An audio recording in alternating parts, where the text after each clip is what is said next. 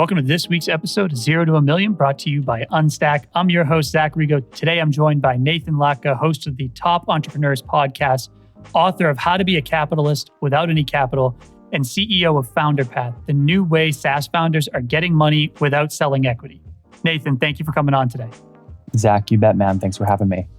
Well, I love that. Yeah, I joke. Maybe not. Maybe it's true. I don't know. But I joke and say I'm the most sued podcaster because the boards of these companies hear the interview and go, please don't release it. Don't release it. There's too much information. But look, the reason I do what I do is because I got screwed over pretty hardcore back when I was 19. I was racing across the very cold drill field in southwest mountains of Virginia, Blacksburg, Virginia. I was attending Virginia Tech, and I'd hustled my way to build basically, it was about a $20,000-$30,000 a month software company called Rego.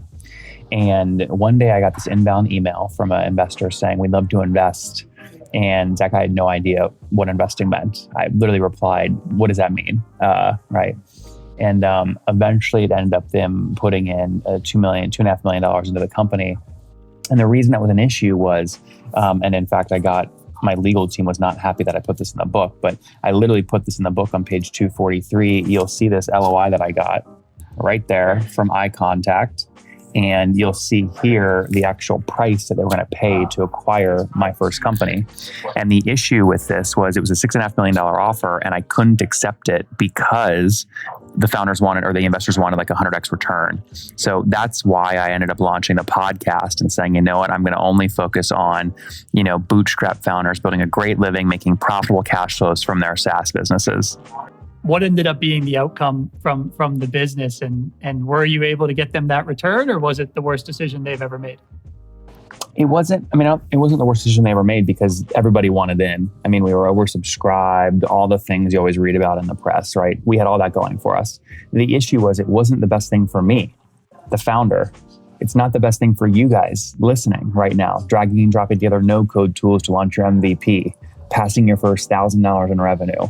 A lot of people don't realize many of these press outlets are in the back pockets of VCs, right? TechCrunch is in the back pocket of the largest VCs to perpetrate a story or stick out there a story that the only successful path is raising a bunch of capital at high valuations and IPOing.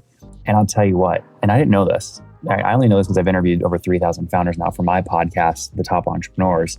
And you realize the happiest people I interview are the ones that are doing $5 or $10 million a year in revenue with $1 to $2 million in EBITDA with full control. So they pay themselves cash flow. They have beautiful kids. They go on relaxing vacations. They have blank calendars and they're never stressed. I mean, this is the life you want. You have to start off with who you want to help, right? And the people I want to help is who I am. I was a bootstrap founder when I was 18, 19 in college. I then got screwed and I will always be a bootstrap founder. And now I understand how to help bootstrap founders. So I didn't know what to build for bootstrap founders back in 2015 after I sold.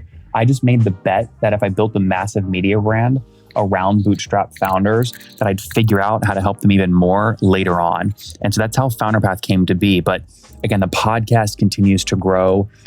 Yes, 1 in every 1,000 interviews I do blows up and goes really crazy and ends up in the press, and that's fine. But it's less than 0.1%, right, of folks that are unhappy when they come on. And so that's going to happen and it's fine. And I don't worry about it a ton. The second piece is the podcast led to a big book deal. And so now, our brand is in every airport. We have distribution. It sits there. It's like a free billboard. And then people also buy it and read it. And we ended up hitting the Wall Street Journal bestseller list building that. So, and you guys have seen the book. I've held it up a couple of times, right? And then lastly, that media brand or the book deal ended up enabling us to go do a big deal to launch this magazine, right? So the magazine now goes out to almost 10,000 SaaS founders and investors every single month. And we charge $29 per issue. So it's a profitable magazine in 2021. Through all of this media, Zach, the inbound I kept getting was, Nathan, we want to get capital, but we don't want to give up control. We don't want to have to set up a board. We don't also want to go work with a bank and have to fax over wet signature documents that take 6 months to close. So there was this need in the marketplace where capital could be faster and easier than a bank, but way less dilutive than venture capital. And that's when I said, you know what, I'm just going to put up some of my own money, go raise some from investors back in 2019 and start doing my own deals with SaaS founders where we specifically took their monthly recurring revenue and just turned it into upfront MRR, upfront ARR cash they could reinvest. And that's what Founderpath is today. You've done, of anybody, I mean, you literally have turned it into a magazine. You've done a good job of taking one piece of content and turning it into hundreds, and really taking your podcast, turning it into a media company. How do you go about executing on that? And how do you really make it so that you and I think you mentioned a variety of contractors can get all of this work done and keep the engine running really fast? Because we preach a lot of like one piece of content, distribute many ways, but I think you've taken it to the extreme, and I think it's really powerful to hear your thought on this. Yeah, you want to think about this a little bit like a bathtub, right? Where there's an input, there's an output, and then there's storage, right? So the input is you turn the faucet on and water goes in. That's like you investing your time, your energy, and money in your bathtub, which is your business. The drain is where resources leave. So salaries, software expenses, rent, that sort of stuff. The value of the bathtub increases as you're able to create more water in the tub with less input and less leaving, right? So less inputs, you retain more profits, more revenue. I think about this with media as well. And I would actually argue that attention today is more valuable than capital, because you see companies like Quibi with 2.6 billion raised. They can't spend all that money to get enough attention on Quibi to make Quibi work. You can't spend money to get attention anymore. So you have to build a media business. All of you listening right now building no-code tools, you've got to figure out what can you build a community around, because that is going to be your moat. Over anything else, that's going to be your moat. And the only way you can build a moat, an attention moat, a community moat at scale is to understand how can you take an hour of your time and then chop it up and get the most out of it. So for me right now, what that looks like is in 1 hour, I'll record 3 podcast episodes. They're 20 minutes each blocked off on my calendar, and I record with each founder for 15 minutes. That one interview then gets cut up literally hundreds of ways. Now we stack these over time. We didn't start off saying, let's do all this at once. We just built one system, got it going, then layered on another, got it going. The first one was published to iTunes.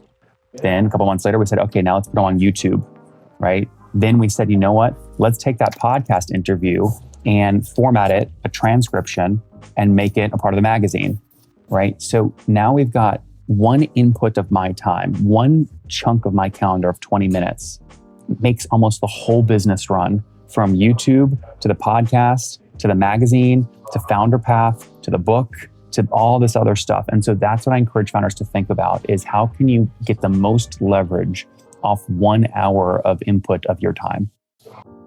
Well, I don't want to launch a podcast that nobody listens to. Okay, that would be a massive waste of time. And frankly, there's a lot of people wasting their time putting out podcasts that nobody listens to. Now, if you have 5 listeners and they're all your target customer and it's a lot of influence, fine, I get that. But there's a lot of people wasting a lot of time producing podcasts with no audience. So you have to do both. You have to do the, cross the I's, T's, dot the I's to do the stuff that you need to do to actually produce the show, but you need an audience. And so we had an audience first approach for the podcast. I went out and I interviewed 60 founders, and then went on launch day, emailed them and said, hey, I'm only going to launch with 10 of you guys. The first 10 that reply back and commit to emailing your list about your episode. And so on launch day, we had 10 of these go live from folks that agreed to promote. So that was like 2.5 million emails going out on launch day. That's why we instantly sort of shot up. We got 1 million downloads in the first 2 months. Now we just recently passed 13 million downloads and continued to scale over time. And how long have you been doing the podcast? 1 a day for 5 years. We launched in August of 2015. That's insane.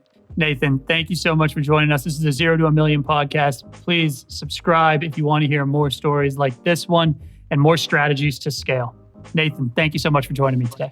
Thanks, Zach.